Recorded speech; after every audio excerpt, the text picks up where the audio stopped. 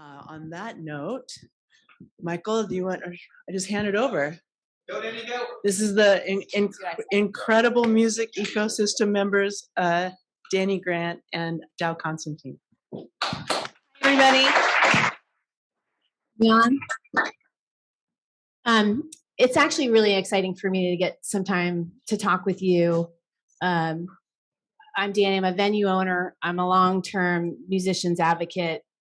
I've been working in artist development, and I've been working on economic development on behalf of my city and my state for a long time. And politicians like you are rock stars in my world. So it's really exciting to talk with you and to learn more about you. I know you've been, in your past, a part of the music world. You come with great music credentials, having been a disc jockey at KCMU. But not an actual rock star. But, you know, like close, right? A radio personality.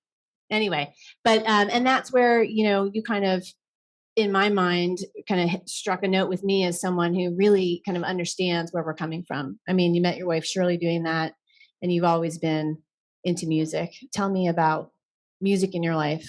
And then more importantly, I want to hear about your playlist. Sure. Well, we could talk our whole 20 minutes just about music and why I care about it. But I, like probably almost everyone in this room, was raised with music. I grew up in an artist's household, but he's a visual artist, my father. But I studied music. I was schooled in jazz all through junior high and high school. And we had really intensive program. We all became pretty literate and pretty proficient, and some of those folks went on to be professional musicians. We had a pretty prominent classical composer who was in stage band with me.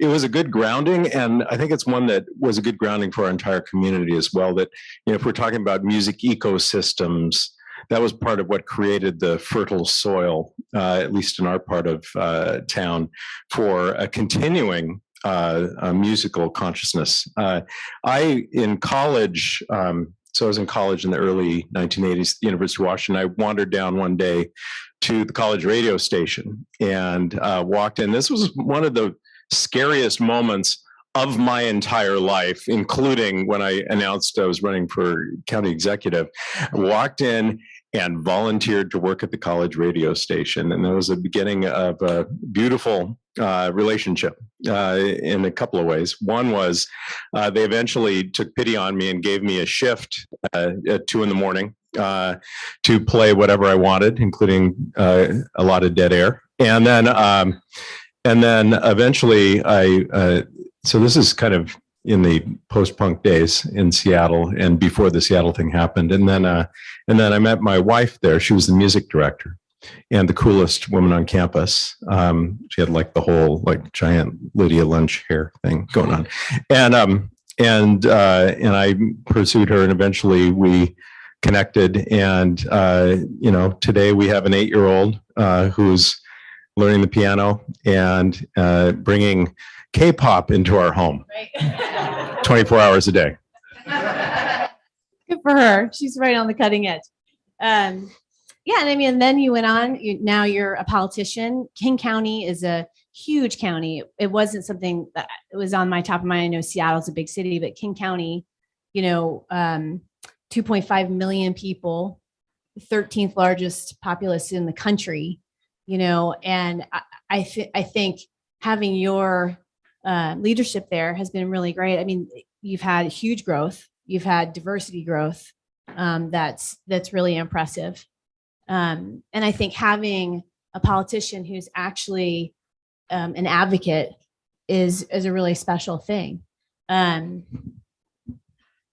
I talk to leaders all the time and waste a ton of time in the precious moments that I have trying to educate them on what it is I do, why it is it's important, that they listen to what I want to say, why they should go with my pitch. And it can be really frustrating. And I think you have this inherent understanding of the importance of the music ecosystem.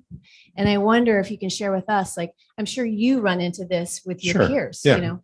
Well, I mean, you can't expect everyone to have the same passion about the same things that you do, right? But you can't expect people to seek to understand them and why it matters to people, including the people they represent. I find that when talking with other elected officials or other people in positions of power, the things that appeal to them are the same things that appeal to them about, for instance, sports. They may not be a fan of cricket, but they know there's an entire community that cares desperately about cricket.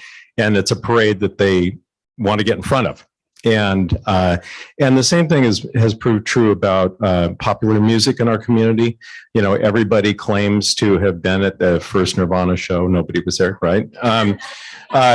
Everybody is getting excited about film.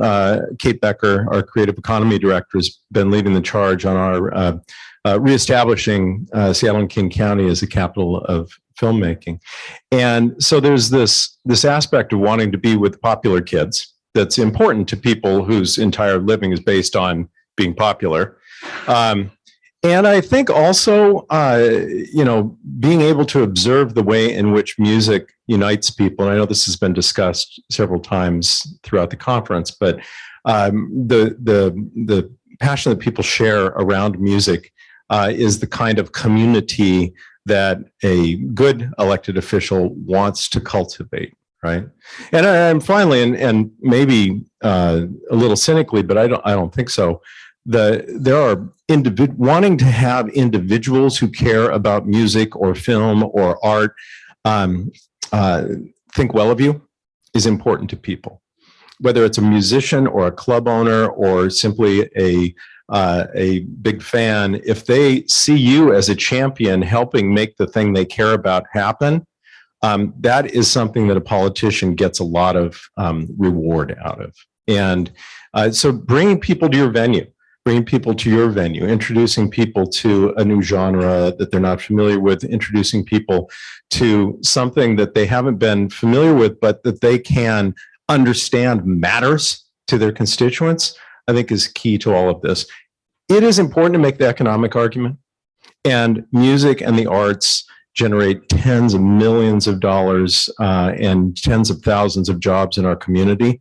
But that's just the baseline. That's the justification. The thing that will resonate is the fact that the people they represent are passionate and they're going to be loved for helping make that happen. I mean, it's amazing to me that music and the arts are an optional, thing, whereas, so many other things are like firm and committed to. But why do you feel like it's optional? I mean, that's a problem with America, isn't it? We've always sort of devalued the humanities. And it's not the kind of thing you see in Europe or elsewhere where people really value music, art, culture as central. And I think it's something that we need to build. And we are trying in our community to build an expectation that the arts, that music is every bit as central and essential as the other things that we do. And we're trying to institutionalize this because Kate and I are not going to be around forever. Although the Vera Project, which Kate helped found, I hope we get a chance to talk about that, hopefully will be around forever, helping young people get engaged in music.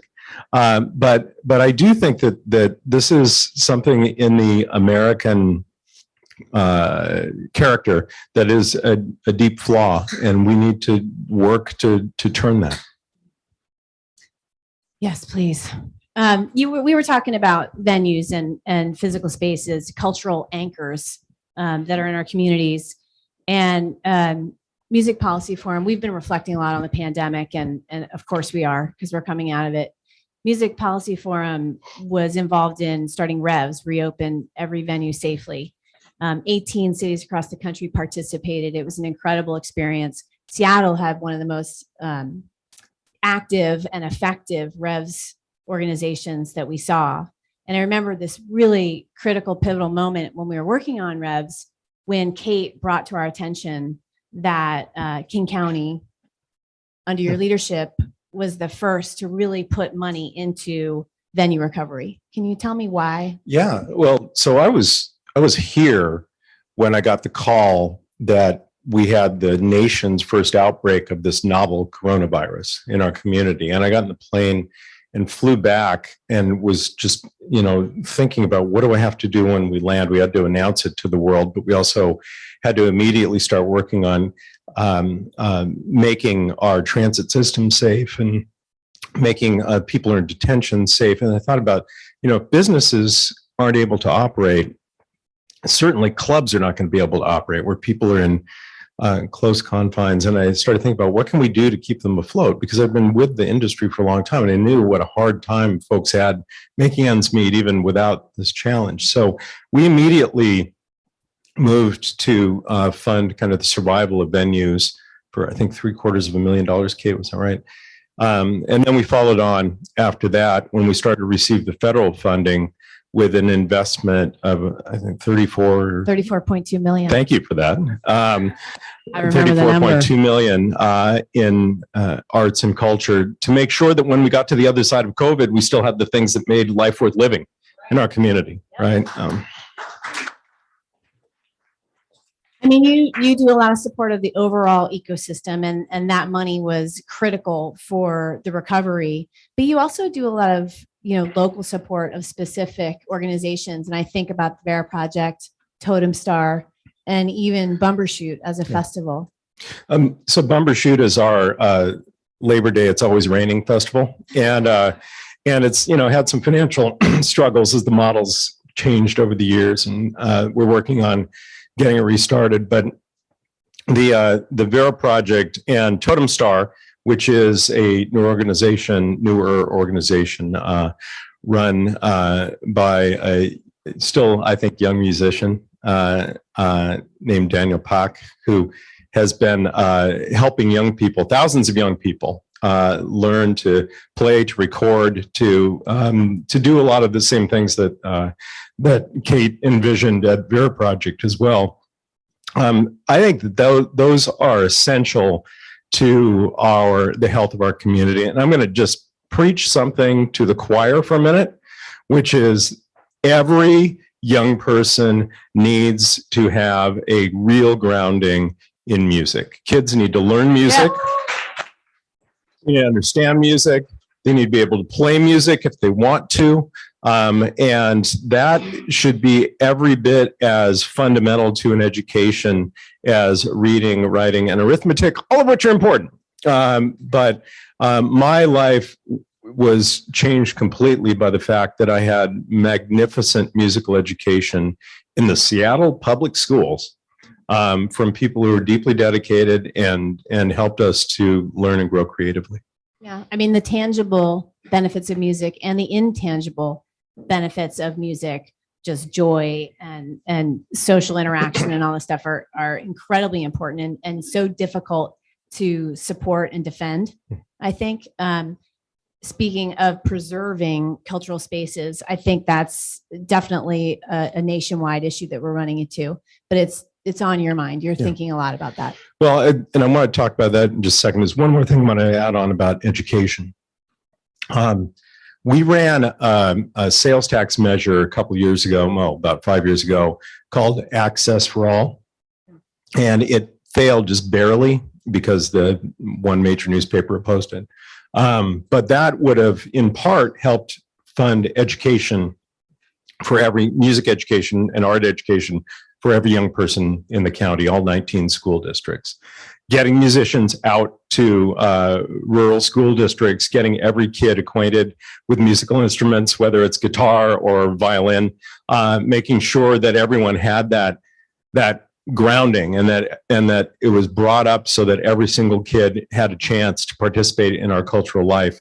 And I'm not going to rest until we come back and make that happen, because we as a community have the means and I think the will to make it possible for every young person to begin life with that cultural grounding. And then on venues, I mean, I'm really committed to this notion that like the physical world matters, right? That you got to have venues, you got to have rehearsal spaces, you got to have galleries, you got to have studios, you got to have housing where working artists and others in the arts can afford to live and live in community. live in proximity to one another so they can have this constant exchange of ideas. And so part of our work in the city of Seattle, which is our biggest city in King County, is starting in on buying venues that have been threatened because our real estate market is berserk. It is neither good nor evil. It just is what it is, but it is not, it has no consideration for historic venues or affordable housing or any of the other stuff you need to have a vibrant arts community. So we are going to continue to figure out how we can invest in creating in each place in our county the room for artists to live and work and grow. That is what has to happen in our county and in this country. Yeah. Great. Was it in Seattle where the buildings had advertisements on it that said, on the venue spaces when they were closed, that said this could be a real estate development, lofts, and it was an incredible ad campaign that I think was very effective. And trying to maintain the arts and culture in a community that's growing. I mean, people are coming, it's becoming more popular, the gentrification process happens. How do you provide? Yeah. And, there are maybe places that can survive this. We're not one of them. A very limited geography. If a place is torn down and converted, it's just gone. And its soul, a lot of its soul is gone with it. And we can't have that. No. Moving on a little bit, I know you've done some really great initiatives, and the Orca Lift is one I think that Colorado's very jealous. It's incredible, and you could tell me a little bit about it. But 400,000 riders on this new transportation system that I think probably provides so much more access to preserve the cultural space. Now, how do you get there? So there's different levels of this, but we're really trying to knit together the entire sort of 3-county metropolitan region with a high capacity rail system. So I pushed through a $54 billion light rail investment. But then on top of that is the bus system that, connects the whole thing together in all of these dozens of little communities where this creativity happens. And one of the things we've done, Orca Lift is a project where we are offering low and no fare for those who are of lower incomes. And we're trying to make sure that transportation is not a barrier for anyone, but rather transportation is the thing that's opening more opportunity in more places for more people. And we're making a lot of progress on that. But, these things are not easy to make happen. They require a lot of heavy lifting and persistence by a lot of people over a long time. When we are able to tie together not just the neighborhoods of Seattle, but all the cities of King County and the adjacent counties from Everett to Tacoma, and eventually we'll get to Olympia, which has its own beautiful musical history. We're going to dramatically expand the canvas on which people can paint, dramatically expand the opportunities for people to live and work and perform music. Amazing. Yeah. Access. I don't know. I think I heard there might be some interesting news that you might be able to share with us. Yeah. So on like 3 days ago, I guess it was, the King County Council passed my proposed biennial budget, and it's a $16 billion budget, and we continue our investments in the arts. But one of the really exciting things is they approved my proposal to create an Office of Economic Development and Cultural Economy, which Kate is going to help lead. Office. I've been, going to events and saying we have this great cultural office, and there she is. But now we're going to have an actual office that's funded with staff and the whole 9 yards. So we're just going to keep building and building, Kate. And Kate's also helped us found Harbor Island Studios, which is a new film studio that we're creating in an old warehouse in Seattle to help bring more filmmaking back to a place that used to have a very robust film industry. I have one other question. If you had a magic wand and you could stabilize the entire music ecosystem, what would you do? Well, I think for me, I ranted about making sure every kid has access to music education. I think maybe that's the single most important thing. For me, in my role, the thing that matters the most is making sure that we have the places, right? The anchors in every community where creativity can happen. And we can't survive without that. In my neighborhood, we're lucky to have an actual record store called Easy Street. And it's become like a global headquarters of pop music. And the way I find out about new music, besides whatever my daughter is on about, is I go walk in the door and pick a clerk who looks like they're about 30 or 40 years younger than me and ask them what I should be listening to. And they're able to tell me and like pick it for me. And I buy it physical media. And we need that kind of, exchange, whether it's the radio station or the record store. Those things still have a place, or the venue where new ideas are introduced to folks. I think that the physical places still matter a lot. Wait, what is on your playlist? Give me a couple. So I've been listening to a Seattle band called King Youngblood, and they're kind of like song last year. They're an interesting example of what's going on in our community and probably elsewhere, where there's a whole bunch of like guitar-centered music happening again, but it's not like four white guys anymore. It looks a lot more like our actual community.